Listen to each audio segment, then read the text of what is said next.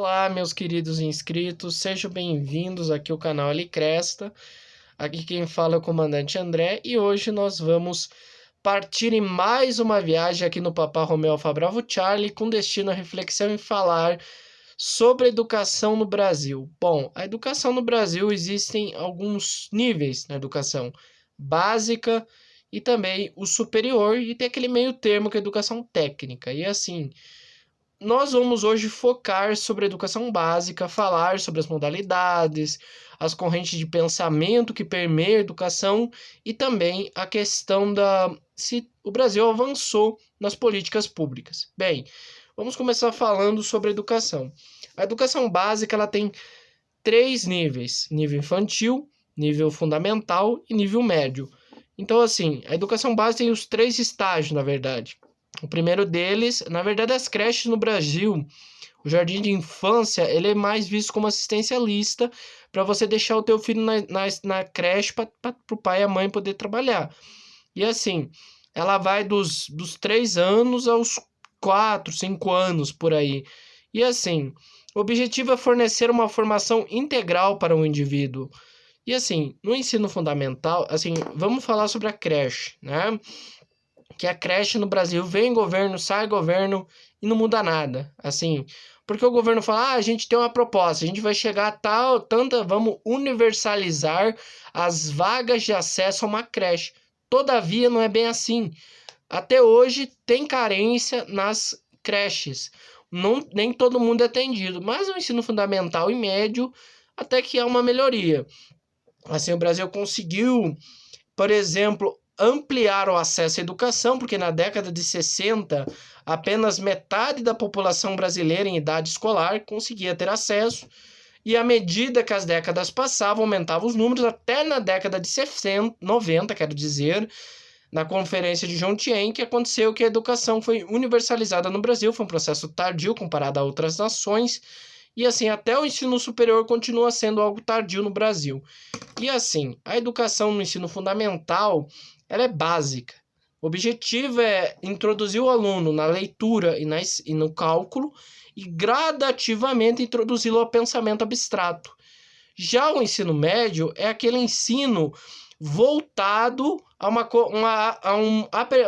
como se diz, é uma é como se fosse assim um complemento do ensino fundamental. Antes ele era um ensino assim técnico, ele era mais técnico. Depois de muito tempo foram criadas leis para incluir o ensino médio como etapa da educação básica. E assim, eu esqueci de falar sobre o ensino fundamental. Existem os anos finais e anos iniciais e anos finais do ensino fundamental. E assim, a educação tem várias maneiras de ser propagada, que são as modalidades. Modalidade presencial, à distância, quilombola, modalidade educação campestre, educação indígena, educação especial. Bom, vamos falar sobre cada uma. Primeiro, a educação especial, que é muito carente no Brasil, que é aquela educação mais adaptada. Uma modalidade visa em adaptar a educação para um determinado grupo, tanto indígenas, quilombolas, crianças especiais e assim, crianças que não têm muitas condições de frequentar uma sala de aula com pessoa, por exemplo, tem uma superdotação, um síndrome de Down, não, acho que síndrome de Down também, essa questão do síndrome de Down, eu já vi uma reportagem falando sobre isso, que o filho dele tem de um cara que tem síndrome de Down e ele estuda normal com outras crianças. Eu acho, assim, a educação especial é mais para adaptar. Porque assim, essa criança, ela vai ter mais, as pessoas terão mais paciência, mais tempo para essa criança. E assim, a educação especial é isso, ela é voltada àquele grupo, um grupo específico. Ela vai ajudar essas crianças, fornecer assim, o professor ele vai fazer uma especialização nessa área. E assim, a educação especial, ela está carente no Brasil, porque muitas crianças acabam ficando na mão por conta de falta de professores nessa área, por professores que querem lecionar nessa área, embora seja gratificante, eles não querem. E assim, vamos falar sobre educação à distância, que vem ganhando espaço nessa pandemia, que é a educação mais, assim, que tem o ensino superior também oferta educação à distância, mas a educação, pelo que muitos alunos falam para mim, a educação à distância do governo não é boa. Mas assim, desde os anos 50 existe educação por correspondência. Não sei se deu certo, mas que ela é ofertada faz um tempo essa educação. E assim, a educação à distância, ela funciona para mim, que sou universitário, mas talvez para as crianças seja difícil, porque exige maturidade. E assim, a educação à distância ela é ofertada em tempos remotos, para quem trabalha, por exemplo, para quem estuda, por exemplo, melhor uma educação à distância, não vai ter o professor para tirar suas dúvidas, mas tem, ou, por exemplo, você pode se virar. Mas assim, não que seja ruim a educação à distância, porque eu estudo à distância desde muito tempo.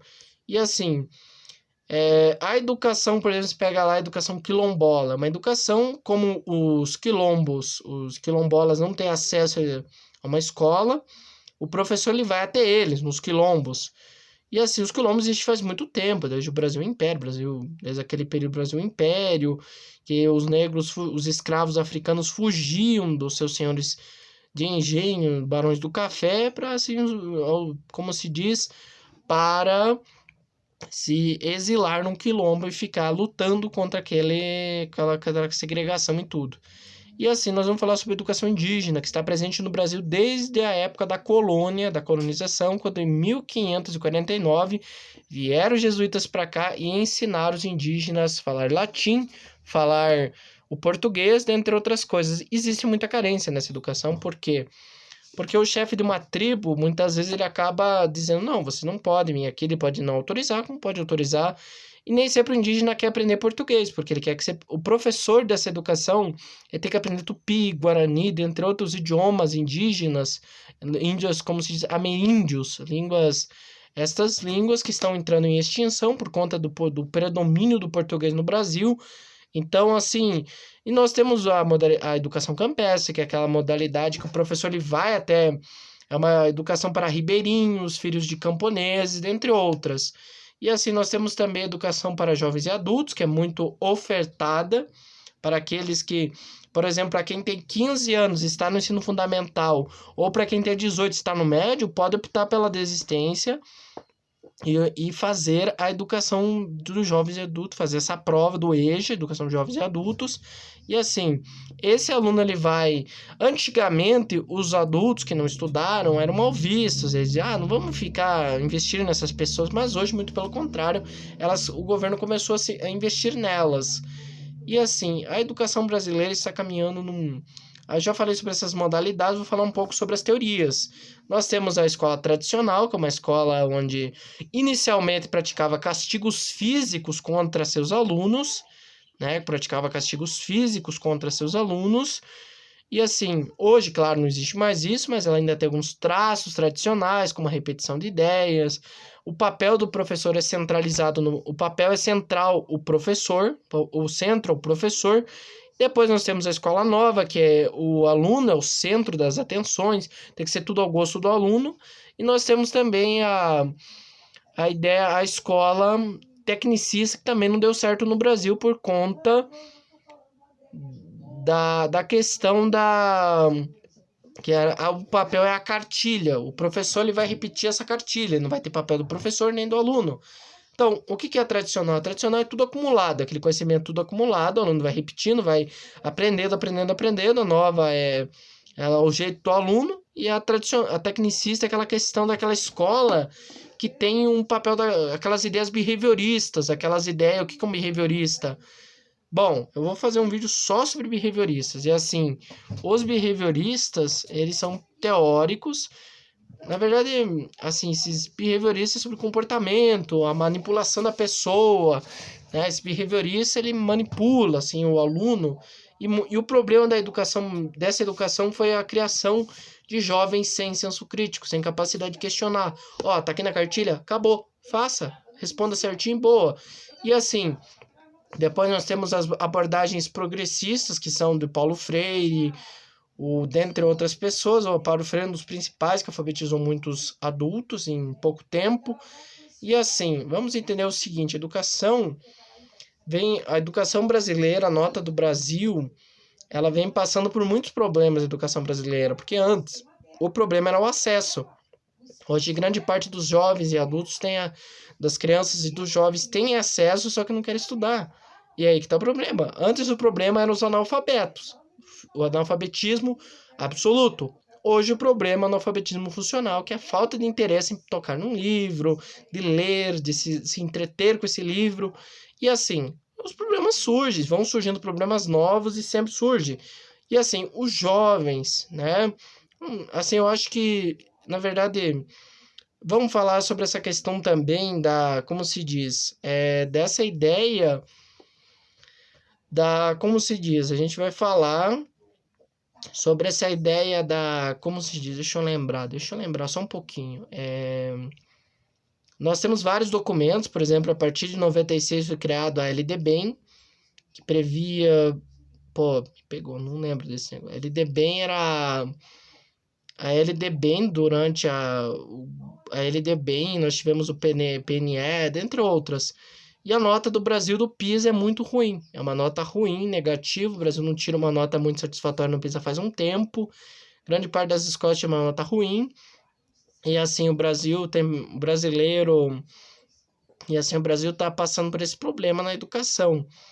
Sem falar da falta de professores qualificados para exercer a profissão. Vamos falar sobre didática também. Que a didática, por exemplo, aquele professor tem didático ou ele não tem didático? O que é didática? É a arte de bem ensinar, você ensinar tudo a todos. Isso é didática, você ter a didática, a maneira mais adequada de ensinar aquele aluno. Pessoal, eu fico por aqui, espero que gostem e tchau.